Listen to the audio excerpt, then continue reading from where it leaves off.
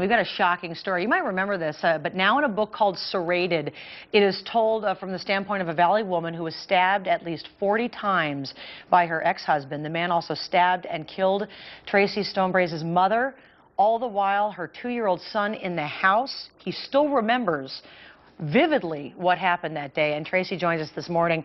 You wrote the book, we were just talking, you wrote the book mainly because you couldn't speak really and tell everything during the trial phase of this whole thing.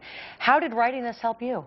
During the trial, I wasn't allowed to say anything, so when I wrote the book, it gave me kind of a chance to speak about my true feelings and what exactly really happened, because it's like everything was covered up in court.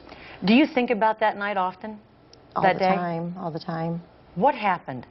He just basically came back into my life after I left him. I was married to him for 7 years. I left him. Me and my mom got a place together, and he had held my son away from me for months, took him to Texas. So he kept trying to come back, and I ended up letting him try to come back again, and then he was accusing me of cheating and this and that. So. And then he turns violent. And yeah, so then he choked me, and my mom came down the stairs and said, "What's going on?" And he basically said, "I'm gonna kill both of you." Well, he succeeded, unfortunately, with your mother. He did not succeed with you. And you talk about what was going through your mind. You thought you might die, but you were saying to yourself, I can't do this. I can't die. I have to live. Yes, I tried my hardest to live. I would just breathe very slowly, and I knew I could let go and just let it go, but I tried my hardest to stay alive for my kids. You know, we were watching some video that we were obviously covering this story, and we have video of the officers bringing out your young son, who's now 12.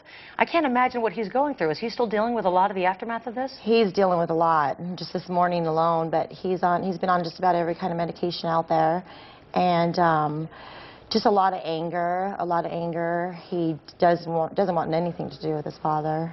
And just a lot of medications and counseling and psychiatrists. I'm going to start getting him into like an anger group.